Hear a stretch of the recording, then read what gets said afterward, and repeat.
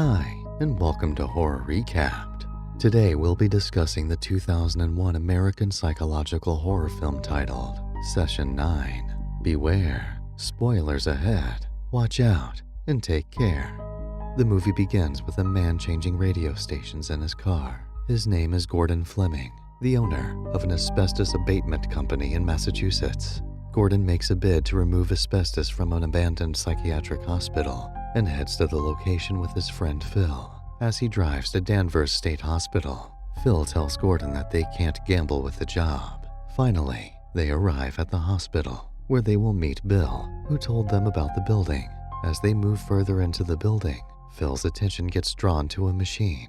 Sarcastically, Bill asks if Phil is scared, adding that it was hydrotherapy and used to be cutting edge. As they proceed, they come across the asbestos.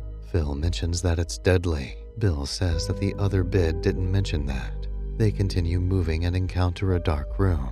Bill mentions that the extreme patients were kept there. There's a chair at the end of the dark and creepy room.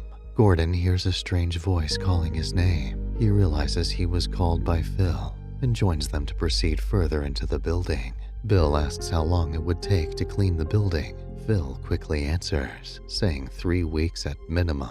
Gordon continues stating that 2 weeks would be okay. Bill is in support of Gordon's idea, since he wants the job completed fast. Coming out of the building, Phil tells them he left something inside and goes back to get it while Gordon and Bill wait. Bill congratulates Gordon on the arrival of his new baby. Gordon offers to show him pictures of his baby. Desperate for money, Gordon promises to complete the job in only 1 week, despite the job requiring 2 to 3 weeks. He explains that he planned on adding a new guy to speed up the job, and that he needs the work. Monday comes, and Gordon and his team are to begin working. His crew includes Mike, who happens to be a law school dropout and knows the asylum's history. Hank, who is also a member of the team, walks in and greets Gordon. Hank tries to tease Phil about his ex-girlfriend, who happens to be the woman he is dating presently. Hank goes further into the building where he meets Jeff, Gordon's nephew, who we would later know has a pathological fear of the dark. The team settles together in one place. As they wait for the arrival of Bill, Phil tells the team that the pay is high. Curiously, Hank asks what the catch is. Phil then states that the catch is for them to complete the job in just 1 week. Bill arrives at the scene and hands over the keys. Jeff confidently asks Bill why the building is closed down. Bill then replies by saying most of the buildings were closed down in the 1980s due to budget cuts by the government, adding that it used to be called institutional organization. Mark knows about the history of the building and states that the budget cut wasn't the only reason why the building was shut down. Mark mentions the name and year, Patricia, 1984, adding that Patricia was committed to the hospital in the 1970s by her parents. I don't recall that, Bill says. Mark mentions that in the 1980s, a new therapy took off, and it was said to be press memory therapy. He adds that with the help of her doctors, Patricia recalls that she is raped by her father at the age of 10, and not just once. He would do it 3 times a week. Mark continues with his story, mentioning that her father did not only rape her, he entered her room at night wearing a black robe and drove her to a wooded area where her grandparents and her mother were. At this location, she gave birth, and the newborn was handed over. He adds that Patricia was forced to watch, as her mother would cut the heart out with a dagger. She then drank the blood while others ate the flesh. Mark goes on, saying that her grandfather and her father had sex with her repeatedly. She was forced to have abortions, and they would cook the aborted fetuses.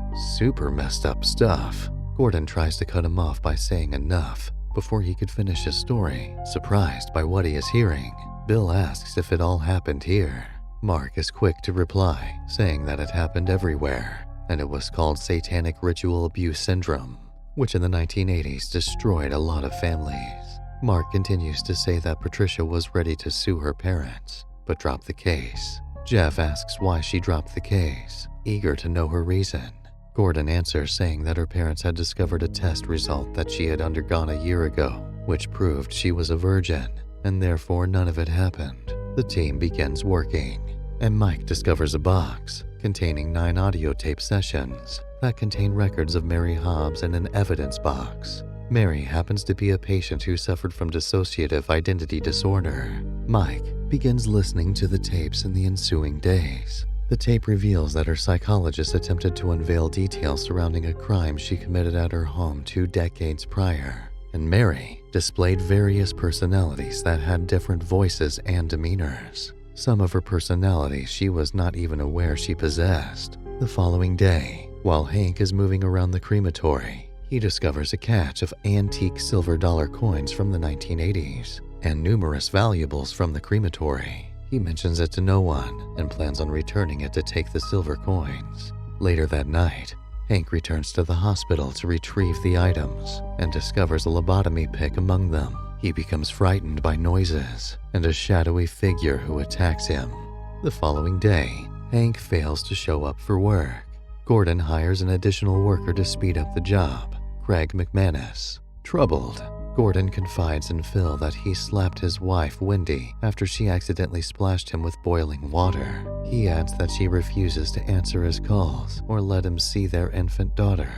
In a stairwell, Jeff witnesses Hank staring out a window wearing sunglasses, talking to himself. Hank goes missing, and the men split up to search for Hank, but Mike is compelled to continue listening to the tapes. Jeff and Phil descend into the tunnels underneath the hospital, where Phil finds Hank, half nude, muttering to himself.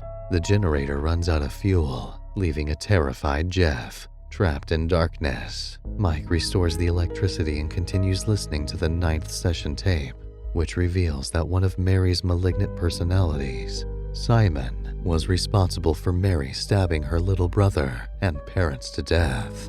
Phil finds Gordon in Mary's former hospital room, staring at photos from his daughter's baptism, which he has pasted to the wall. Jeff emerges from the tunnels and is attacked by an unseen person at the company van. The following day, Gordon arrives at the hospital and finds Hank wrapped in plastic sheeting in one of the rooms, the lobotomy pick protruding from his eye. Gordon is then confronted by Phil, who repeatedly tells him to wake up before disappearing in front of him. Craig witnesses Gordon standing over Hank, who is barely alive.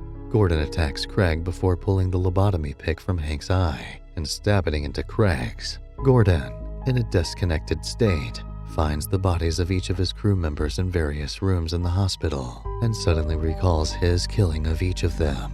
Gordon immediately recalls killing Wendy, his daughter, along with the dog after Wendy spilled the boiling water on him.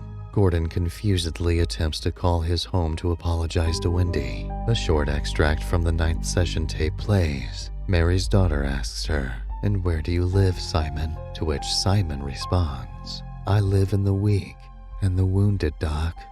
And that's a wrap for session 9. Let's know your thoughts in the comment section.